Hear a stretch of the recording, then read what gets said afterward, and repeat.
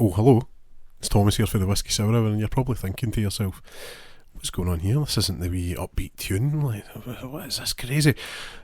I'm just giving you a little preamble here to let you know what this episode's like. We have an on-location interview with Erika from Buns Crumbs, the Artisan bakery in Beith.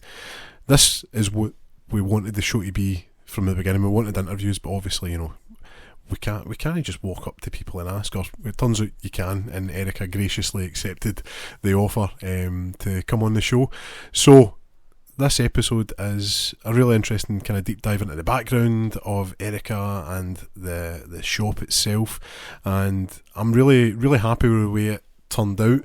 What I would say is the sound quality, because we're using different microphones, I've been scouring the internet trying to find an affordable, usable mic, and I came across these little lavalier mics, and they're great.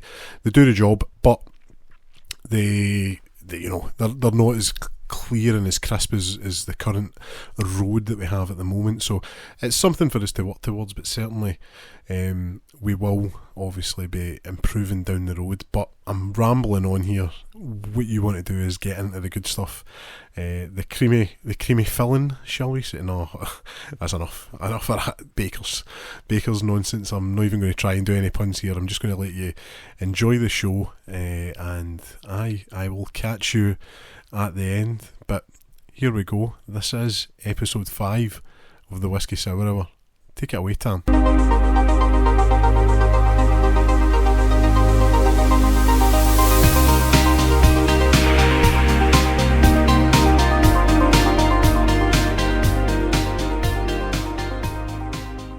My name's Thomas Waddle. This is the Whisky Sour Hour, coming to you live from Buns Crumbs with Erika.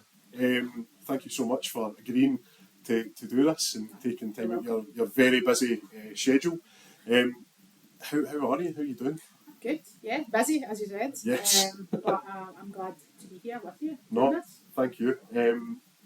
Just obviously, what Buns Crumbs is, I don't know if you want to give a kind of overview, just kind of. I've been saying Artisan bakery. Yes. I would say that's quite true. Yes, I would say at the moment that's Yes. where we're at. It didn't start off that way. Like most things, it has evolved in time. So I was a chef for years in various Ayrshire venues, and then during COVID, like everyone else, I just got a bit of a wake up call, and I was like, "What am I doing?" And of course, I was on furlough.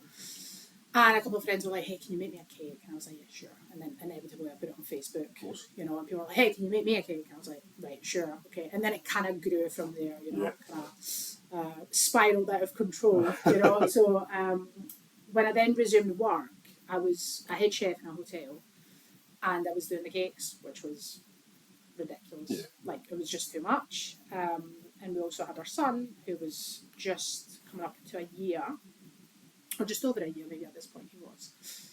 And we made the decision that I would stay at home and just do cakes. Because it would be so easy with a child. It wasn't. So I ended up doing that for a couple of years. Then I started doing markets, all from the house. Yes, of course. Obviously I was registered, insured and all this, but from a home setting. And then it kind of grew too big. As it doesn't, you need to make the choice at that point, don't you? Like, yes. And my wife at the time was very much like, "You have to go. Like, you need to leave. You can't work in here anymore. Please, find premises or something." I was like, "Right, okay," because it takes over everything, Like when you're doing a day for a market, like you can imagine, it's kind of like having the shop. Kitchen, it's in a tiny oven and everything else. I think it's difficult to kind of match the two, and they become very much very much so. intertwined, For instance, before my son started nursery, I was basically spending all day with him, then put him to bed, and then I would do cakes, right? So then it would become like a night job, right? And I would work, and sometimes my wife would get up in the morning and be like, "Are you still up?" And I'm like, "Yeah, I'm still up." And I'm also very much the sort of person that will like hyper focus on something and be like, "Oh my god, it's 5 o'clock in the morning and I never even noticed." I used to get away with that when I was younger. Like we spoke about games and stuff. You're like, "Oh, it's 5 in the morning," but no, I don't know. The wife comes in and she's just like, "Are you still up?" And I'm like, "Oh, no, I've been up already." Lies. And And then obviously doing things like bread, croissants, things like that was not impossible from home, but not on a scale that I could really sell, if you know what I mean. And so, yeah, with Tony, have you met Tony? Tony's also, she works from here, we share the space, but she doesn't do the shop side. Nah, probably not then. She's Trick or Treat Bakery. Okay. She does cookies. Oh, very nice. She does a lot of horror things and some naughty things. So I was just having when we arrived here, we were in the middle of doing a massive move, as I saw you to 250 and I mentioned kilos. Tony. Yeah. That was what caught my eye was I went in and I'm always kind of watching. I noticed the Art the Clown cup. I'm assuming. Yes, that was not mine. Yes, that's right. Because anybody that knows the Terrifying, I believe it's called. My mate wanted me to go to see that. I watched a clip of it. I was like, absolutely not. Yeah, so it's like I think it's one of Tony's favourites right now. Yeah. It's becoming really popular. Yeah. It is. It looks. So she's doing really well. This is what she does, and it's mainly online sales, and she's got a big following on Instagram and things like that. So it's very niche.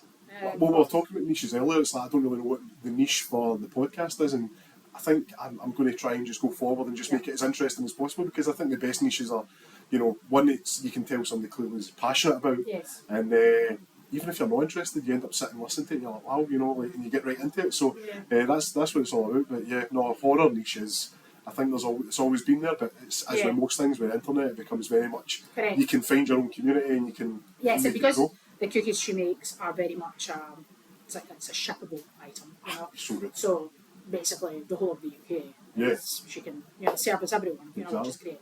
She can't really do it with like cakes and things. But that's how me and Tony met actually. She also used to do cakes, and she still does, but she kind of concentrates on just the horror things, because I think, like me, she was working from home and it all became a little bit too much, and she was very much like, I don't even like doing some of these, I just want to do the things I like. So she really focused on horror and the things she wants to do, which is great. No, that's it. So it's really working out for her. I think you can tell though, like especially if someone is interested in the likes of horror, they're going to find like that, to somebody that sees a horror character, it's like everybody knows like Jason or Freddy Krueger, but you see like at that will sound crazy just because people are going to like that's art, the clown. So but there's a real community there. Absolutely. People that they're very close actually. I think when you find some, when you join a community like that, or any kind of community, like if I support Partick Thistle, so very small community, and you're very impassioned about it, and I think it's probably one of the best things in the world to find somebody and you get that kind of camaraderie, and you just want to support. So no, but no. So what was did you meet online? Were you in one of these communities as well? Or? So another one of our friends, Lindsay, who is also a cake decorator, she started a sort of like Ayrshire Cakes group on Facebook, and we were all on it. And then a chat was started off on that. And actually, we're all still on this chat. Not everybody lasted in the chat, but there's like a core. I think there's like maybe 8 of us, and then Tony was added onto this chat. And all of us basically help each other. Like instead of if we need a stencil or if we need something to go, hey, does anyone have this? Or I've accidentally not ordered something, which I do all the time. Hey, does anyone have this? And that's how we all help each other, which is really nice. And we don't really compete with each other. We recommend each other if we can do something. It's very good. I think growing up in that, you think bacon's just like cookies and making that a sponge, when in reality you can specialise. It's like different. It's like a tree. You can just branch off into, obviously you are. I always go on about the lamination that you do. I'm like, you don't understand. You need to try these. So like that's, as somebody who enjoys cooking, the baking side of it is exact, but then you're taking it to the next level with the likes of that, because there's so much like prep that goes into that, and So with the cake, definitely there's I would say there's a distinction between bakers, decorators, pastry chefs. There's different sort of niche. Because a lot of decorators, for instance, like when I got into decorating the cakes quite a lot, I went to Cake International and won an award there, and a lot of the decorators there don't know how to bake. Yes. What they do is they decorate the cakes. Aye. They'll buy the sponges in, or they'll use dummies, or there's a lot of that. They are artists. Aye. You know, they'll say to you that I'm a cake artist. I'm not a baker. You know, it's distinct. It is. You No, know? when you see what people can do with the icings and stuff, Yeah, you know, it's like, amazing. It's it crazy. really is. You know, real sculptures, Yeah. edible sculptures. You know, and people come from all over the world to these Of international events to compete. Well, you see the TV shows. They kind of, it's one of the, again, speaking of niche TV shows, the amount of things it's like you can get them to the point where, you know, is it Netflix? Is this a cake? And you're just like, don't get me wrong, it's probably quite tacky, but at the same time you're like, somebody's making something that real. Yes. You know, it looks that real. It's like when you see the tattoos and it's like, Totally. is that a drawing or Yes. is that a painting? You know, it's hyper realistic. exactly. So I know I've seen some. So it's it's like asking a mechanic to spray your car. It's a totally different skill set. You know, even though it's still working in the same thing. And it's a lot of work and a lot of studying, I would say, that goes into it. You know, how to make something, how to create it, how to make it stable so it doesn't completely disintegrate when it goes in the car, and you know you're transporting it somewhere. That must be one of the scariest things. The transport side of it is just. And I think that's, for me and for everyone that decorates cakes for a living, I think that's the biggest issue we have, is to kind of try and convey that to people. You know, it's not just flour and eggs and milk and whatever and butter. Skill that goes into it. But I think with anything that's quite artistic, people don't really get it. So you know, they're very sort of like, you know, price point becomes, you know. I think being in the kind of west of Scotland as well, the one thing I never really thought about, and through the work that I do, I deal with a lot of like there's an application of paints, and you don't realise just how atmospheric changes can affect everything. So I imagine you have that as well. You know, it's obviously temperatures when you're proving, but even if it's just sitting, you know, resting in that, you know, if there's too much moisture in there, that must like affect everything in that. So for things like that, for instance, when we first started in here, I always say we, right? It's a bit of a royal we, right? I say we about the podcast, but it's like, you know. So I do have Sophie, who's absolutely brilliant. Like, I couldn't do any of this without her. Who lives front of the house? Is that? Yes. I've met Sophie. So Sophie's brilliant. She was also she's also a cake decorator and baker. Yes. And she was also in that group that I mentioned. Yeah. And she still is. We're all still in the group and we chat almost every day daily. I forgot what I was going to say. Oh yes, proving. So when we first started, we didn't have a prover, which is ridiculous because we're a bakery. So I kind of rigged one of the cupboards, which is right there. I'll show you later. With essentially like a you know, one of those cables that you would use in a vivarium type thing. Yes, I know you mean. And basically made a proving cabinet. Nice. With that, and kind of insulated the box, a huge box. But and that's how we were proving everything. Oh, very safe. You know. But yeah, that's how we did it. And then a couple of months into, we're like, right, we really need to get a prover here, and we got the one at the front, which has been a complete game changer. Godsend. A complete godsend. So yeah, that definitely does, because I mean, in the dead of winter when it was like, you know, those days where it's like -4 and I mean, that's, and it was taking us like 5 hours to prove our glass. You can feel it in here. Cold in here right now, but this is nothing. Trust me, like, when I worked in the factory, it's like if you bumped your hand on like the corner of a table, you know, it's like, I know exactly what you're talking about. It's really sore.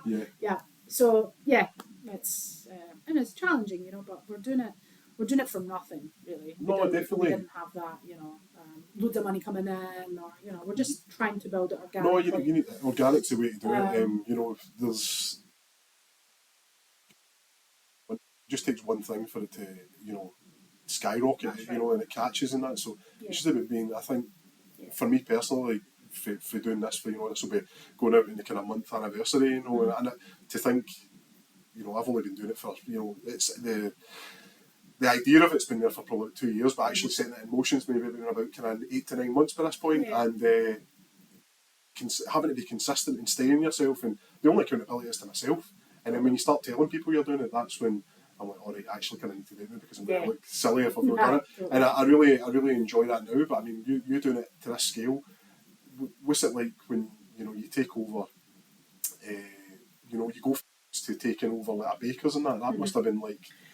So, I mean, obviously exciting, because that's the very big exciting. thing. Yeah. That, but also completely terrifying, because you're like, what people don't like my things, or there's been a lot of like, oh, it's expensive, and I'm like, yes, but so is everything else right Yeah. now, and there's a reason why everything is expensive. Well, I think you could make pancakes if you wanted to. Totally. And that would, and there's been a lot of requests for us to make rolls and you know, kind of more traditional bakery items, which we're not opposed to, but you have another amazing bakers. Oh, Irvin's, yeah, no, of course, yeah. And they do all of that. Which is your kind of, that's your kind of Scottish Absolutely. standard bakery. And they do so well. Exactly. You know, and they've got their clientele and we have ours, and sometimes those, you know, meet each other, if you know what I mean, exactly. and that's totally fine. There's nothing wrong with wanting a well-fired roll, but at the same time, I think we spoke about this because I remember when it was one of the first times we'd met, and you know, I was just kind of, I'd thought about it, but I never thought I'm not going to come in and ask you because it's a bit bold. Yeah. But well, it was the focaccias, and I was like, I've got some mortadella and some burrata in the fridge, and it was your eyebrow kind of went like, who is this guy? And it was like, you know, I would go home and have that. And there's nothing wrong with wanting a rolling cold meat, and there's nothing wrong with a focaccia either. Absolutely. So when we were cleaning this place and getting it, you know, all set up, we would go to Irvin's daily, you know, just get a roll. They do like an amazing like ham salad roll, and it's so good. So you know? that was the school go-to place when you know you hit third year and you can go to a town. You go to Irvin's, and it always was, and it was you know, outstanding. But you know, as we were talking before we went live, you were talking about like wanting like organic and stuff and that. I kind of went through a phase where I was doing that, and there's nothing wrong with going to shops like, you know, like local. Great. I used to go to Whole Foods and spend a lot of time in there just because I was daft for it, and you know, you were going round for it. So I think it's as with most things, it's all about having it in moderation and making sure. I think so. Yeah, and I think people need to remember. I'm very well aware, and it's the same with the cakes. I think that it is a luxury item. It's not. It's not a necessity. You know, it's not like the food you eat on a day-to-day basis. It's not like the electricity that you need to put on and the gas that, you know, and all these kind of things. You know, this is total luxury, you know, of course, to have something like, especially like a celebration cake, wedding cakes, all these kind of things, you know. Well, I'd seen your celebration cakes, and I was like, oh, I'm going to look in, but I mean, you're actually booked up. Yes. So I mean, I didn't want that. That probably seems quite ignorant, but I was like, you could get one for like a month or two, and I was like, but that's amazing. That's really good. But again, my availability is obviously decreased now because I'm also running a bakery. Of course, So I'm only doing.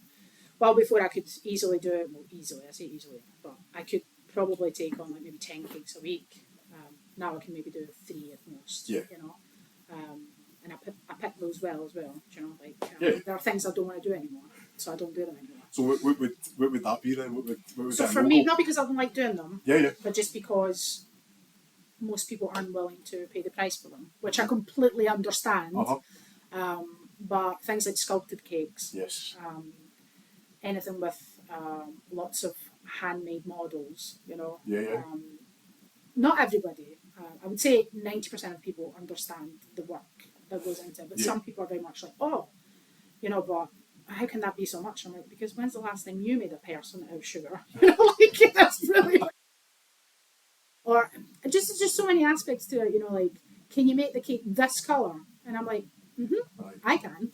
You know, like, do you know what I mean? And and there is, and you know, it has taken time. You know, if you'd asked me 5 years ago to do it, I'd be like, I don't know if I can. You know, but it takes time and it takes practice and developing your skill, isn't it? Definitely. But, you know, you're saying getting yourself out there. If you done, say, you know, like you're doing your croissants and that, you're doing them. That's one thing. But then, you know, to make something like one of one that's going out, I mean, that's under a microscope. And if it's going to a birthday, if it's going to a wedding, how many pictures are that getting taken? You know, exactly. So, and you can always like tweak. You're like, oh, you know, maybe we could change the recipe for the croissant, or you know, or the pan au chocolat.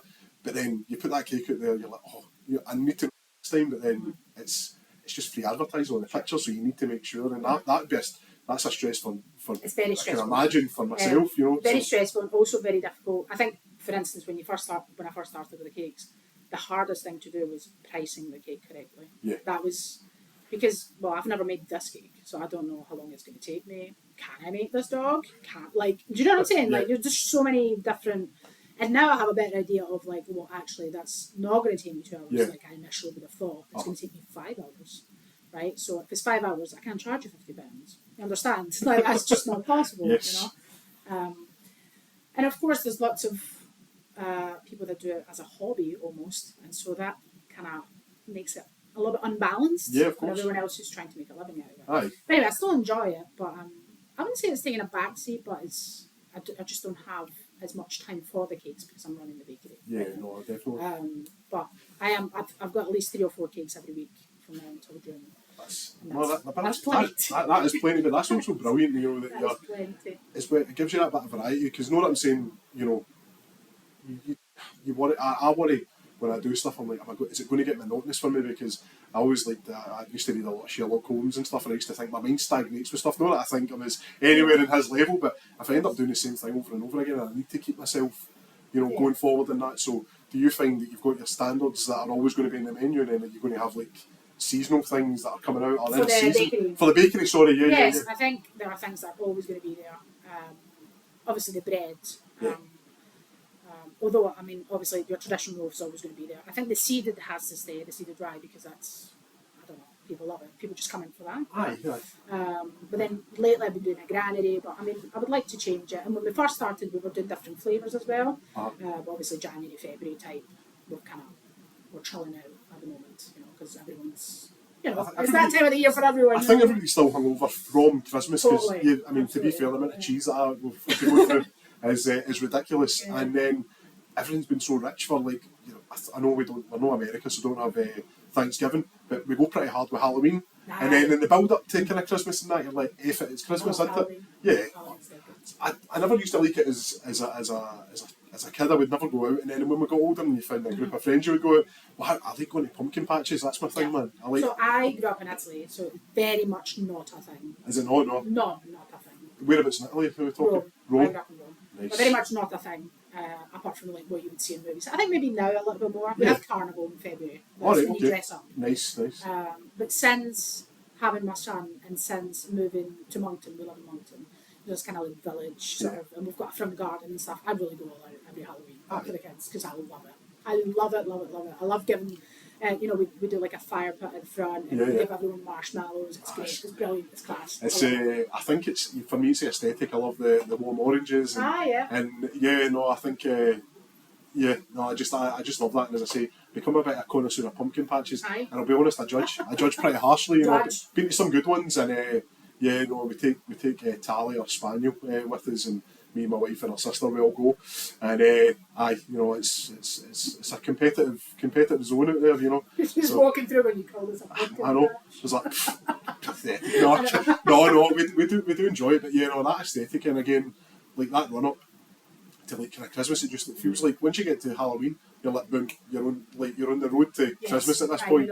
And then after that, like you're saying, there's that kind of 2-3 month hangover where either people are like, I'm on a diet, I'm going to the gym, I've just had too much rich food and that. Yeah, January's awful for a baby. So nobody wants to eat dessert or cakes or bread. Then it starts back up with the Easter, you're like, Easter eggs, let's do it, you know what I mean? Feeling, you try to get it, you know, and then you've got, so that's when obviously we're here now. Is there kind of anything, is it, seasonal? Is there anything coming up that you're like, I'm going to be hitting that? You spoke earlier before the podcast. I don't like keep doing that. I wanted to kind of come to it, but we spoke about golden syrup and treacle, and you're like, there's a treacle loaf. Well, actually, just because one of the customers that came in last week was like, do you ever do a treacle loaf? And I was like, no, but I think that sounds really good, so I bought some treacle. This week I'm going to make a treacle loaf. I'm totally open to suggestions, and I'll try things out.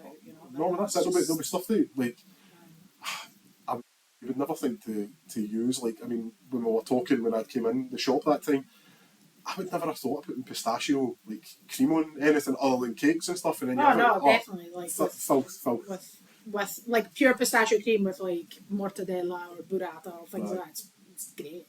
No, it's ridiculous. What we do, like what got me into it first, I was watching The Sopranos, and I was like, what are all these cold cuts? I need to try that. Why didn't I have this in my life? I know, well, that's it. And then we kind of done a bit of research, and there's a few good places, like as with most things in Glasgow. So we done that, and I just found myself sitting in Kelvin Grove Park with a toasted focaccia, just eating this and just thinking this is the life, man. So that's it. You'd mentioned. Makes a great toasted focaccia. Oh, it does. It really does.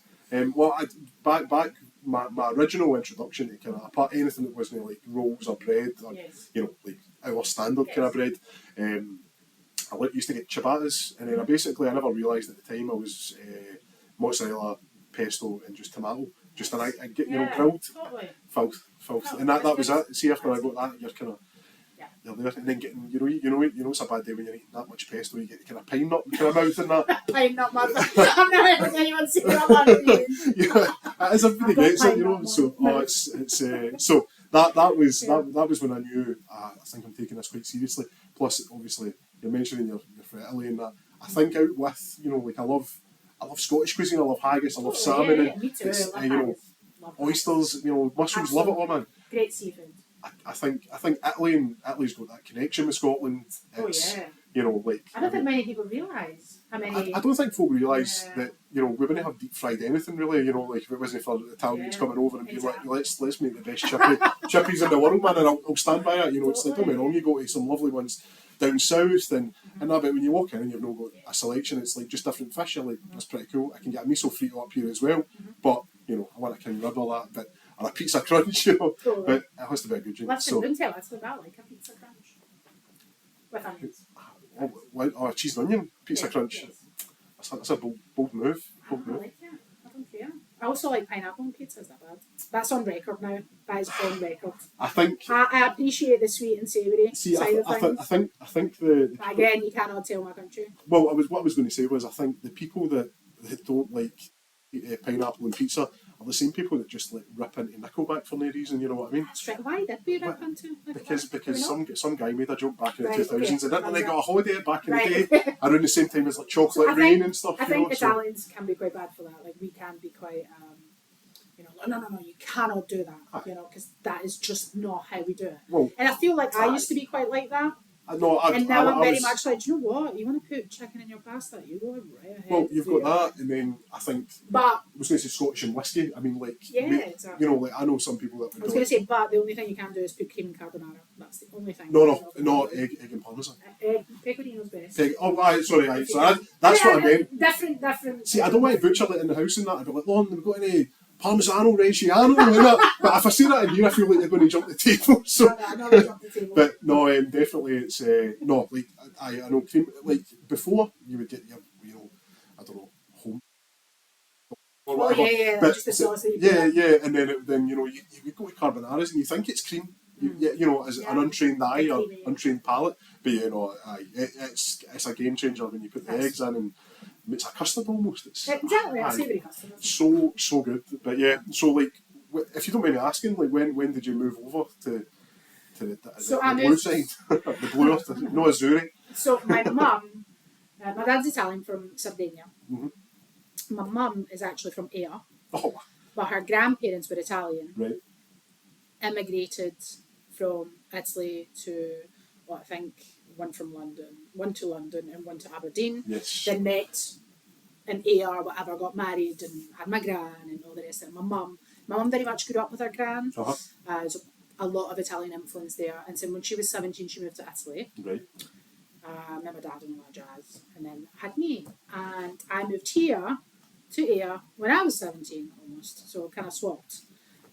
So that's obviously I've been up a few times. Yeah. She's got sisters and a brother here and things like that. I can't really speak English, like probably better than my Italian friends, if you know what I mean. Aye.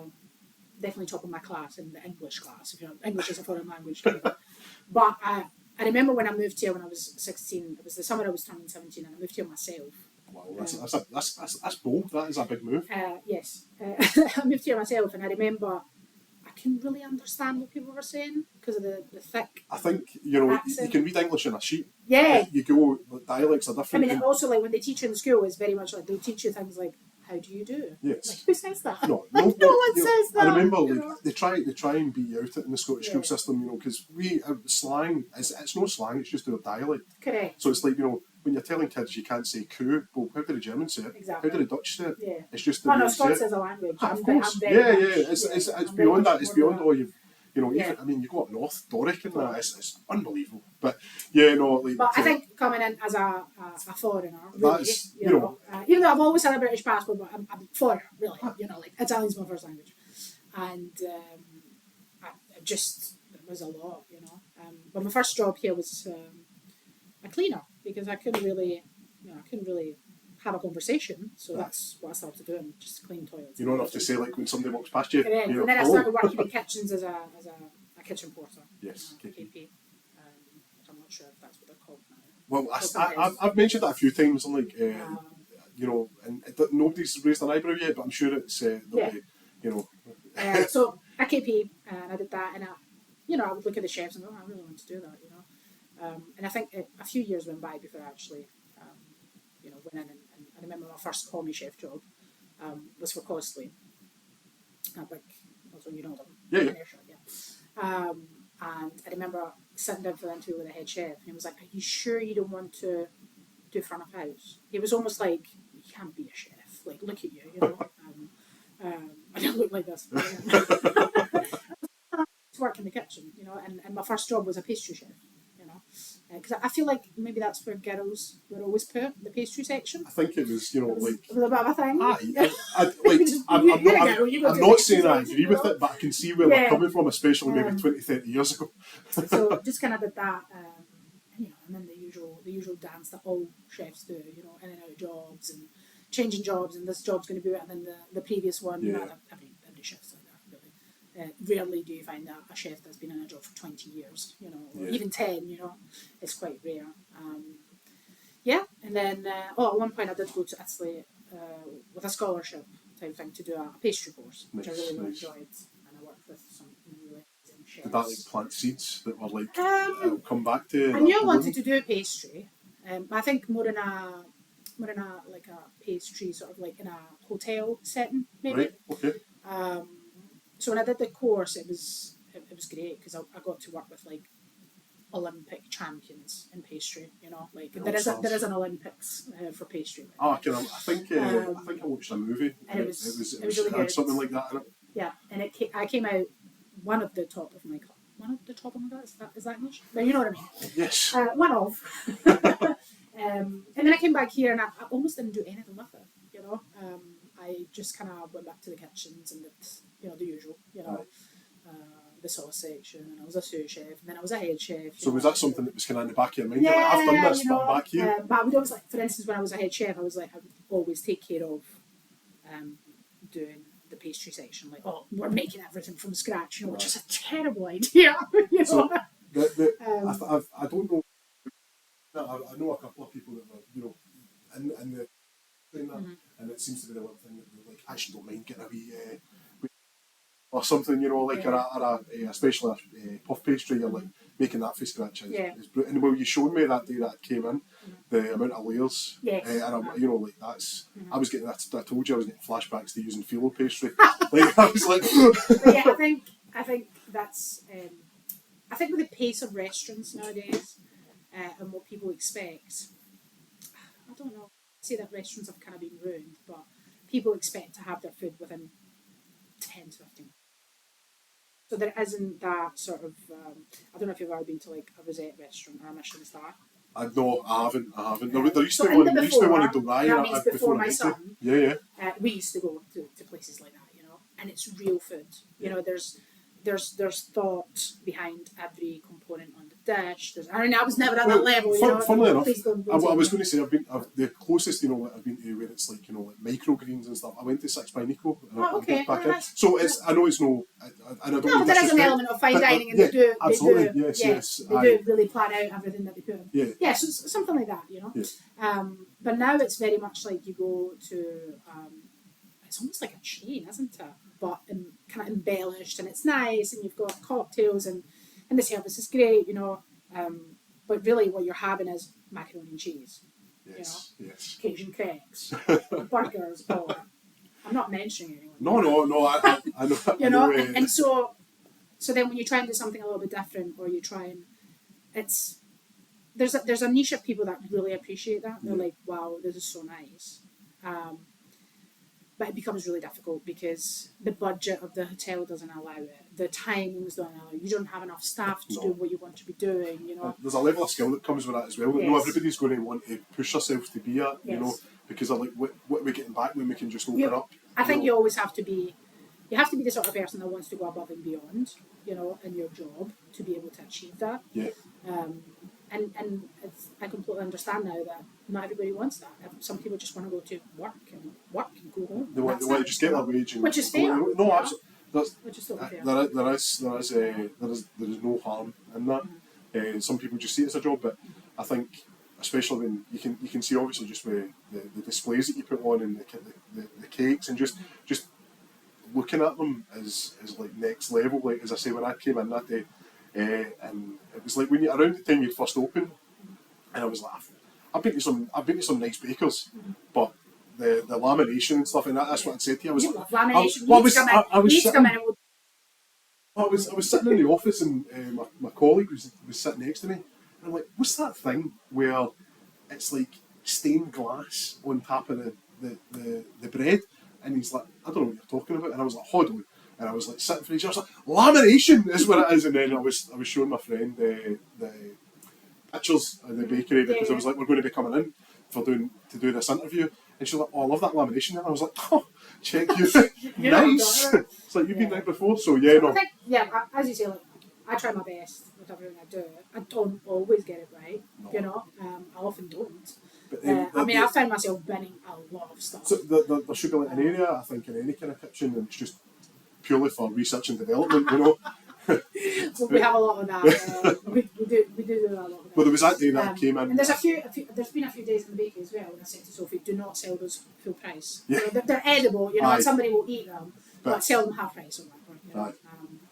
There was a day I came in and I think I told you when I'd asked you about doing the interview, I was like, I did look like the bear in here a wee bit because I just seen you were like flash back and forward and that. Well, we have started doing wholesale, which is going amazing. That is amazing. Is that going to businesses or yes, going to businesses for retail and for other restaurants.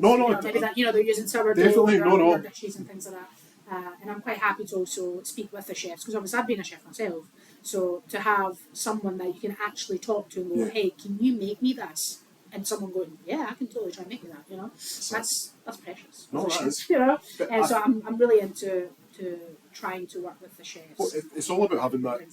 There's a kind of camaraderie that comes with that. I mean, I work in health and safety, and it's not about keeping things close to your chest. I mean, you want to kind of share and bring ideas because there'll be a flavour that you've never really thought of using, and somebody's using it. And you're like, that's quite good, and that. So or the way, like as I say, the way somebody's got a risk assessment set up, or they've found a hazard that you're like, oh, actually, you know what? I didn't think of that, but we're moving into this or that. So it is all about just having that, overlap and being open about it. Too many things, there's a whole, I don't tell everybody everything, the whole master sensei kind of thing. Yes. You're like, no. I think, generally speaking, I've always been quite open with helping others as well in the profession. I've always shared my recipes with all my team. When I've had teams, it's just something you have to do, and you have to be aware that people will take your recipes. They will take them and they will do whatever they want to do with them. And that's just how it is. And you can turn that into a marketing thing. Your Big Mac sauce and how many seven seasons or that. It's like the Buns and Crumbs recipe and that. But it's like But it's just one of those things. If you need to be willing to trust people within your space, and I find it really hard sometimes. Well, this is for one of it. It's your baby. Really, Yeah, I think I'm quite. I think most people that I work with would describe me as a perfectionist. And quite anal about something. Does that come with being a baker? I think. It just comes with being a pain in the arse. That's just what it comes with. So this was before. I think this was before. This was before. This was since being a child. But I think as well, I think that's one of my biggest weaknesses is probably being a perfectionist as well as one of my strengths. But I think it's got me where I am. Well, you're saying there you're going to let things go out if you're not happy with it at full price and that, but. Like you're saying, like that's going to. You're in the back of your mind. You're probably thinking, people try that. This is like this is. You're not just selling, stuff. This is like this is what we are, and we can't let it go out there if it's not up to the standards. I think to be able to stand above the rest and be head and shoulders better, than everybody. But we're trying to do something a little bit different. We're trying to. Even like down to the ingredients, like I don't use any margarine. Oh, good. Thank God. I only use butter. Yeah. Obviously, with the vegan things, I have to use a substitute because that would defeat the purpose. That's it. Or like Sophie, I put a post up not that long ago saying Sophie actually stands and stirs the caramel that we put in the millionaire. We don't buy it in a big tub like lots of places do. we make it. And I don't want to sound like, you know, a fangirl here, but absolutely, absolutely, you know, but you can taste the difference in it, and it's like, you know, you can tell it's not just a caramel sauce that somebody's put, like, you know, a couple of flakes of salt in it, because it's like, you know, it's properly, it's seasoned, because you need to season everything, and it's, even though it's a sweet thing, it's like you need to make sure the balance is there, and you do see that. What you're getting in there. I see, you taste it. And it is like taste the difference, you know, from like some, especially like your brownies and stuff, you know, like I've took some in for a few people, and just, here, like, thanks for that. Sorry a minute, I always think, you know, it's the Tunnocks ones that you done. Like, you know, snapped the fingers off, you know, it was like, so, no, that was it, but no, is there, so like when you were saying, obviously, like, from the Italian side, was there a lot of bacon involved there? I mean, like, is there... You mean growing up? Yeah, like, did that come there? My mum is a phenomenal cook. Like, just... she's older now, she's in her 70s. She doesn't cook as much, you know, that way. Yeah. She's very much like, is that one of the Marks and Spencer? Yes. You know? But then when she does cook, you're like, here we go. But she used to really cook everything, you know, and everything from scratch. And she did a lot of she was a stay-at-home mum, but she did a bit of catering and things like that. Yes.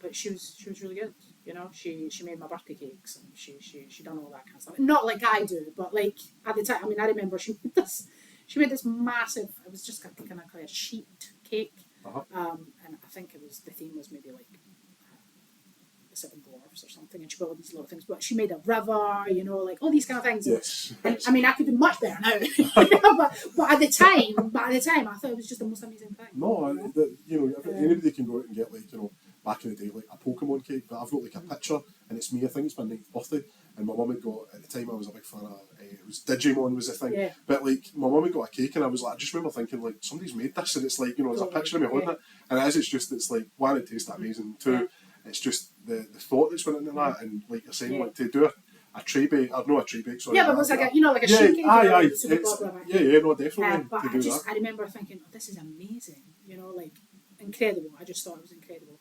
And she was just an amazing cook. You know, she cooked fish and meat and pastas and all sorts of stuff. That's like a keystone memory for you then, you know? Yeah, no, definitely. My mum cooking is definitely a core memory there, you know. But very much, I couldn't cook at all when I first moved away. You know? I remember some of the things I used to eat. It was just like, I'm not even going to tell you. It was so bad. And I remember asking my mum, how do you make this? And she was very much the type that would say, just a bit of this or a bit of that. And then, you know what I mean? There was no real, you know, very much like a mum or your gran would, you know, like, well, you just put a bit of this in and you put a bit of that in. And I'm like, what? Like, what's a bit? You know? See, that's how I work in the kitchen, and I think that's why I end up getting toed in the middles, because I end up bringing out every pot and pan, because I might need that, and then it gets a bit of flour or, you know, something in it, and then I'm not going to use it, so I end up like, just bringing out every kitchen utensil possible, and it's just sitting there, and then I get done in because I've made a mess of the kitchen. Whereas if I probably sat and wrote it down, and I was like, right, I need 30 grams of this, and, you know, 100 mils of water, you know, like, it's different. So, but I think that's the cooking side of it, but I think the baking side of it, and why I find it so difficult, is because I can't just go bang, bang, bang, and then it doesn't work that. Obviously, the proving stage is just like one thing. I have not got the patience. I could not do that. And but even now, with the prover and everything else, I mean, even now, I'll open a glass and I'll go, I could have gone with another 10 minutes. You know, like, so you're down to minutes now. You're not even. No, we're not into half hours now. We're into like. I think it's 10 minutes would have really. This is going to end up like one of the, you know, the track and field guys. It's like it's hundreds of a second. Like, damn it. But it's like that, you know. It's the same with the bread. Yeah. You know, you obviously it's really difficult when it's really, really cold, but you kind of learn when you first. You mentioned earlier I don't know if it was maybe before. Oh, it was before the pizza dough. Before you said you made your own sourdough starter. And so you know yourself that what you do is you follow a recipe online or something like that, or in a book, and they go, right, well, do this and do the stretch and folds, and then leave it for 4 hours, right? There's no mention of the room temperature, what part of the country or the world they're in. You know, are you in the tropics? You know, like it really depends. Was this book made? Oh, exactly. Miami, right? okay, right? Exactly, right? So. And so you end up doing everything to the letter, you know, and then you end up with a loaf that's flat or underproved or whatever, right? But then as you do it all the time, you get a feel for things. You go, Yeah. oh, this dough is ready, you know. And how do you know? I don't know. I know. Feel it in my You can feel bones. it, you know.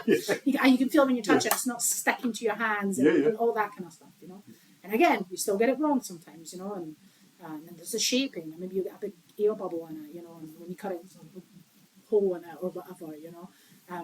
But it's very organic sort of process. You know? I've got a griddle pan that I've started using, and I know if it's not sitting exactly the way I need it to, I'm not going to get the griddle marks in my steak the way I like it. And I was sitting there, I had venison last week, and I got one side perfect, and I turned it the other way, and it just slipped slightly, and I was so annoyed when I was getting it, you know. And I was like, that's presentation side is certainly going to stay down at this point. But it was like wee things like that, but it's just on such a bigger scale. Just the scale of what you're doing here. I mean, you were telling me some of the shifts and working time regulation, you know, that you were doing. It's just your health and safety as well. Well, no. But do you know? But that's just comes with being a business owner. Sacrifice you need to make, isn't it? And you know, and we're not quite at the stage where I can hire loads of staff, and you know, we need more numbers for that. But we have such a variety of goods going out that at the moment that is we're at capacity. I think the word that, especially during COVID, you know, obviously I got my wee side hustle on, but I think the best way to put it, and I love seeing it, is diversifying kind of what you're doing and kind of, I don't want to say portfolio, but it is like, I mean, when you were telling me that you were selling like wholesale and stuff, I'm like, that's something like, that's not even something that really, the person that comes in to buy, you know, like a loaf or a focaccia isn't thinking that, but I'm like, that's amazing, because then you're obviously doing something well that you're doing that. And that's where you can expand, because it's getting to all these, you know, it's vast at this point. No, but it's just obviously, as I said, I've got Sophie that helps me out, and she's brilliant. You know, she does a lot of the tray bakes. She's done crazy shifts herself. You know, she definitely has. She's brilliant with the customers. Like, I've had to do the front on a Thursday, Friday, as well as the baking, because she's now at college. She's leaving me. She is leaving me. We won't talk about it. She's doing something else. But I've had to do everything, you know, the baking and the front. And I'm so awkward with people, and I do not know how to make coffees like she makes coffees, you know. So every time someone comes in, I'm like, right, I'm usually a baker. I don't make coffees, but I'll make this coffee, right? And it's hard. I find it really not draining, but for me, it's not. It doesn't give me energy. You know, I think it's because I am awkward as a person, so it makes me. I'm on edge and I'm tense the whole day. You know, but then, you know, we're saying, you know, like the bacon, and then like the tray bakes that are getting made, you know. But then, like, being a barista is its own thing. You know, absolutely. That's just a completely different thing. You know, yourself, but she has that sort of. I don't know, like so many times I've hear it, especially at the start, and people come in and go, "Can I have a rolled sausage?" You know. Aye. And instead of just going, I would have probably gone, "No, sorry, we don't do that." Aye. That would have been nice. She's like, "No, we don't do that, but hey, we have this and that." The soft skills. She's got things that I don't have, right? Like, I do not have those skills. I'm just like, "No, sorry, goodbye." You know? But she's good that way, you know. Really essential. And then there's a friend of mine that sometimes comes and helps, Chrissy. He's a really formidable baker. I actually work with him in another bakery. And he's really into making bread, and he's kind of taught me how to make bread as well. And, I like that you called him a formidable baker. Yes, he's really good. You know, it's like, you know, he can slices the top with a claymore or something. Yeah. But he doesn't have a background as a baker. He's just passionate about it, and so it shows when he makes it. You know, it's like, and we call each other chef. I think I must have started that, because I call everyone chef, right? He's like, "Chef, I've tried doing this thing, you know, and this is what happened. He'll send me a video of a loaf, I mean, we do that with each other all the time, you know. So he helps sometimes as well. But really, it's just Sophie that helps. And now we've got a new girl starting, Wendy, who's also a very good baker. But she'll be doing the front and also helping me out a little bit. So everybody in here that's kind of been in and out knows how to do a little bit of everything, you know, which is what we need. Yeah, no, you need somebody. And Sam, I can't forget Sam, who lives upstairs. There's a flat upstairs here. Is that Sam? Yes, Sam that works the front. Yes. Sam served me well. He's only wee. He's only 17. And this is not his life. No. But he's very sweet. He's very good. I think he was impressed that I was like, I'd like that Nutella twist there, sorry, and You know, it was a couple of other things. So he's like, I think he knew I was a regular at this point, so he could relax a little bit. He's like, Yes. So Yes, so I find that as well, like with the Thursdays and the Fridays, you know, you get the same faces coming in all the time, you know, and you kind of, oh, how did that thing go, you know, and I think I needed a bit of that, you know, because I hadn't really got to meet the customers. settles in nerves a wee bit. Yes, you know, so who I is think I'm getting buying there. all these Paro chocolate? Oh, Yeah. it's a creme pat. That's what Yes, it is. and I know that there's a man that comes in every Friday and has a rye loaf. Aye. Yeah, I think so. Oh, but that's it. That's what it's about. So, like, where's like, is there an end goal? Like, do you know where you're going? Or are you just on the ride now, just to see where we go? I'm going with her, you know, just riding the wave, as you say. You know, if you'd spoken to me 10 years ago, I would have said to you, I want to be an amazing chef, and that's what I want to do. And if you spoke to me 5 years ago, I would have said, oh, I just really want to be at the top of making cakes, you know. And now I have a bakery, and, you know, who knows what the future holds. I think the best people you know just never know what to do, really. You know, you just keep pushing yourself forward and learning new things and see where it goes. And a door closes and another 10 open. You know? That's the way I look at it. I was always kind of told growing up, and it's as long as you pay the bills, keep the wolves at the door, you know, fed.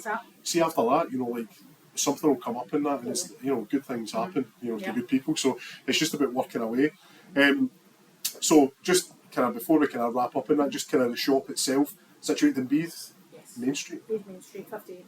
58 Beith Main Street. You're on Facebook, Instagram, our website, which will soon be changing, but we do have a website. Yes.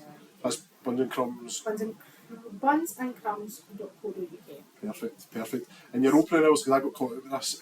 Okay. So Thursdays and Fridays 8 till 2. Thursdays, Fridays 8 and till 2. Saturdays 9 till 3. Saturdays 9 to 3. So yeah, no, I've made the mistake of coming in late, so I'd be in early if you want all the goods. Yes, the goods, especially the laminated sort of goods. I never took one, but I did notice there was a. And I'm asking, so I say croissant. Yeah, that's fine. Is that fine? Is that alright? Croissant, and it had was it raspberry or something over it? It had like red stripes over the top of it. Oh, the strawberry one for. Was that what that was? Yeah. No, and I was so I'd already bought like. A few people things. That looked amazing. Yeah. But yeah, no, there's so many things I would like to do. I just don't have time for. Of course. I would like to do more of like the Italian side of things. Like, I would like to do more portions of the tiramisu and more cannolis. I was going to say cannolis there just because. But it's just. I think now that I have a new member of staff starting, maybe it will leave me a little bit more time. No, definitely. To do that. So also bringing out a loyalty card. So. Oh, nice. So is that going to be stamp based? Or? Yes, but not for coffee, for bread. Nice. You get your 13th loaf, which is a baker's dozen. For free? Yes. I'll take that. No, that's good. That's good, isn't it? No, like you said, no. But again, it's just one of the extra wee things in that, and using the likes of social media, and obviously the podcast. It's something I always wanted to do, and I'm like, this is just to get out there and speak to people. I enjoy that, and as I say, it's good when you can speak to someone which is a passion of mine, and then being able to like go into a artisan bakers and get the kind of the download. I think overall people have been really welcoming. Yeah. Which is good because we are outsiders. You know, of course. Yeah, you know, it's and this is no disrespect to Beith. I've been there for 30 years. It's small town mentality. Everybody knows everybody. So because folk come in and like, what's going on here? But it's just about like. But actually, not everyone's been lovely. Brilliant. Like even like the neighbouring shops have been really nice. There's a girl who's from, the beauticians. Yeah. The man who owns the pub at the front, the girl with the flower shop, and BG's. You know, everyone's been absolutely amazing. Oh, BG's was actually the first job I ever had after school. Oh, was it? Did you work in it? Was it front house? I still get called wee man. Sorry, wee man. Well, no, everyone has just been great, you know. Superb. And I would say like 99.9% of people have been happy that we're here, you know. And listen, selling what we sell. I've heard nothing but good things. I've been, you know, raving about it at the work in that. We used to do like a Fat Thursday and a Fat Friday, but then the hours changed and I was like, God, I'm going home at 1, so it's like, or 1:30, sorry. So we will, you know, I'm sure there's people. And my friend, I was at their child's first birthday yesterday. They're coming down and we're going to have tea and coffees and cakes, so we'll we need to make sure it's a day that we're there. It's probably a Saturday it's going to be there. So, but yeah, we're 53 minutes in. That's wild. That's pretty good. I think I've kind of covered everything. I can't thank you enough for being the first, on site interview. Love it. Out in the streets. That's it. There's that Billy in the street for America and that, quite like that. So, time in the scheme. I hope this grows and becomes everything that you want it to be. I really appreciate it. Well, if I can, just get to speak to great people like yourself and that, it makes it easy. So it's been fun. But I'll sign off now, and I'll catch you in a minute when I'm back in the studio. And we're back in the room. How you doing, folks? I hope you loved that episode as much as I did. Thank you so much to Erika for Buns and Crumbs. If you haven't already been down, please get yourself down there, get yourself a croissant, get yourself some tray bakes, get yourself, and I can't stress this enough, the Tunnocks brownie is filth, and with that, with a wee coffee, man, you're laughing. So thank you again. We will no doubt be back, because I feel like there's more stories to be had there, and just what a wonderful time had by all. Again, thanks to yourself for listening. If you want to follow us at the Whisky Sour Hour on Instagram, on Facebook, and remember to listen, follow, like, subscribe on Spotify, on YouTube, on Amazon Music, and on Apple Music. I love that this is just going so well, and I'm beginning to ramble. It's been a glorious day. I've had so much fun. So whatever you're doing in this glorious Saturday, I hope it's great, and we look forward to seeing you next week. So until then, I've been Thomas Waddle. This has been the Whisky Sour Hour. Cheers.